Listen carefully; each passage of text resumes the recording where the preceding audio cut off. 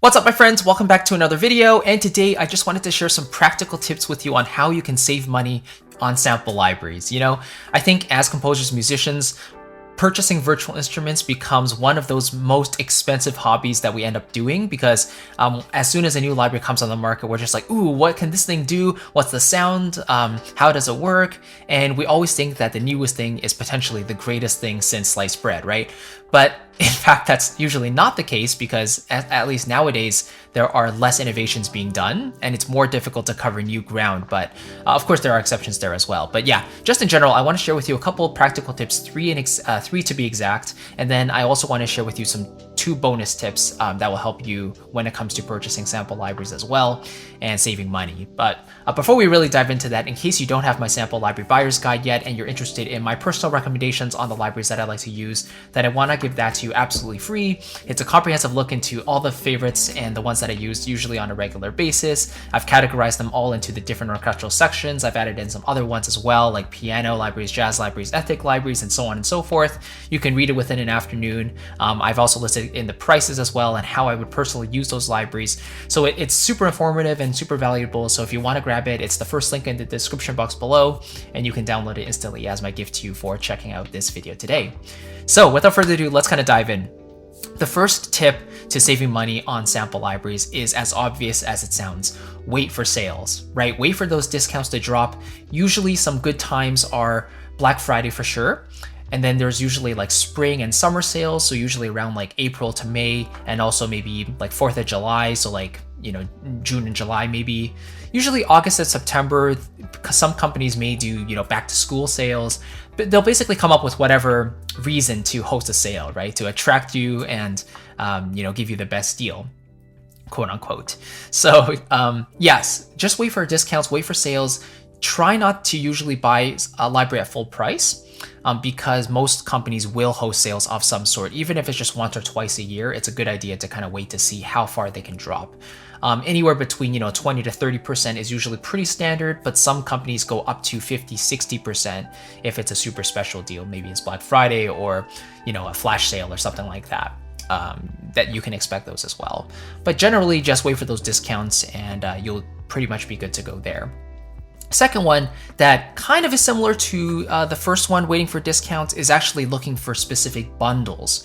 So this doesn't necessarily have to go through waiting for a sale, but maybe some companies will offer their libraries on their storefront, but they'll also give you options to purchase multiple libraries together as a bundle, and you can save, let's say, 50% off that as compared to purchasing those libraries individually. So one example that comes to mind is, for example, Cinesamples. I think they sell their Cine Symphony series, the entire orchestral bundle for, I think it's like $3,000 or something. And if you purchase all of them individually, you would be paying more than that, like $4,000, maybe $5,000. So usually bundles have a built-in discount into them to incentivize you to purchase as many of their products as possible, which is a very common, marketing tool. So bundles might be also a great option if you want not only a great deal, but you want to purchase multiple libraries of this developer. You really like the way they work, the way they sound, and all of that, and you just want a whole bunch of their libraries. Maybe look at some bundles to see if you can grab a discount there as well. So that's number 2, is to look for bundles. And third and finally is see if you can pick up a library on resale. So there are certain developers that will allow users to sell their libraries at a lower price than what they purchased them for, or I actually haven't done this before, so I'm not aware of the exact specifics, but what I've seen is some people, maybe they have a library that they don't really need to use anymore. They offer to sell the library at a pretty, a discount. So let's say the library is originally $500. This person who owns the library maybe wants to sell it at $300. They just want to get rid of it, but they also want to get a profit from it as well, right? So they want to recoup some of that money.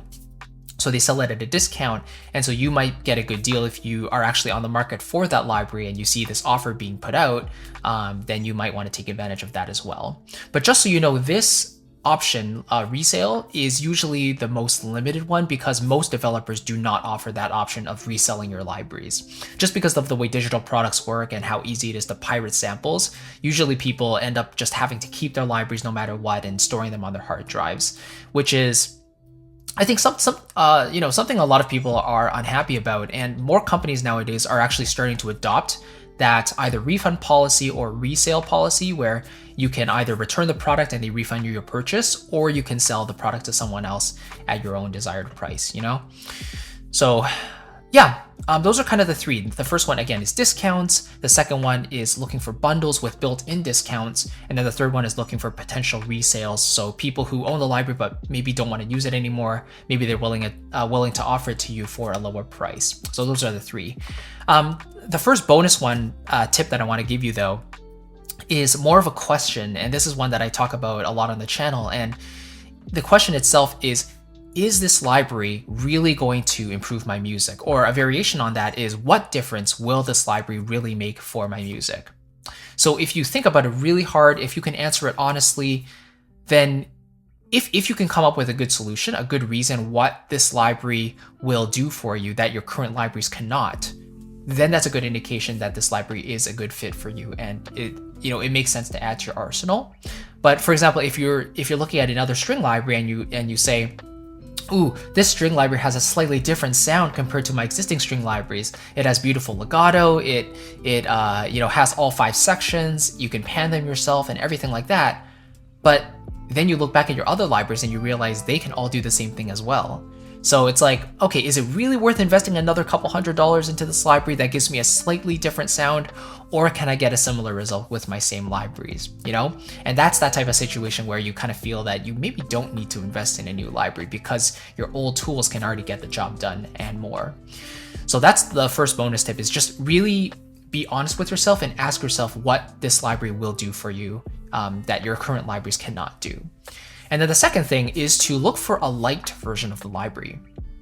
So for example, one that comes to mind is Nucleus by Audio Imperia. I believe they also have a Nucleus Lite library. So if you don't want to spend a couple $100s on the full package, then some companies will offer a stripped down package for, like, let's say half the price, and you can pick that up for the core instruments that it does come with. And then it just gives you an idea of what that library sounds like. And if you really want to upgrade, then some companies will give you an upgrade pricing structure, then that you can pay the difference to upgrade to the full, the full complete library. So that might also fit your bill as well. Like, in case you don't want to invest in the full library, you can just see if there's a light version. So yeah, Nucleus and Nucleus Lite is the classic example that comes to mind, but I'm sure there are many others, and companies are trying to make their products and their approach as customer friendly as possible nowadays, I think, more and more so. So you can definitely look into those options. So just to quickly recap, the first one is to look for discounts and sales, so try not to buy at full price if possible. Number 2 is to look for those bundles, which usually will have some built-in discounts. Number 3 is to look for the resale option. So will someone else sell you the library at a cheaper price if there's no current sales going on, for example. And then the 2 bonus tips, number 1 is to ask yourself, what difference will this library really make for me compared to my previous libraries, my current libraries? And the second tip is to see if there's a light version of the library. If you don't really need the entire package, but you just want to try out a couple of the instruments, you might have that option on the developer's website to kind of see what the library is all about.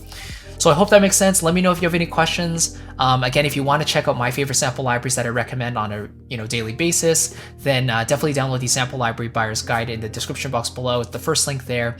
And again, I've categorized them into all the different sections. I've included the pricing and also the utilities of those libraries. So you really get a sense of how I enjoy using libraries and how I recommend them as well. And I want to give that to you totally free as a gift for checking out this video today. So I'll catch you in the next one. Take care and see you then. Bye-bye.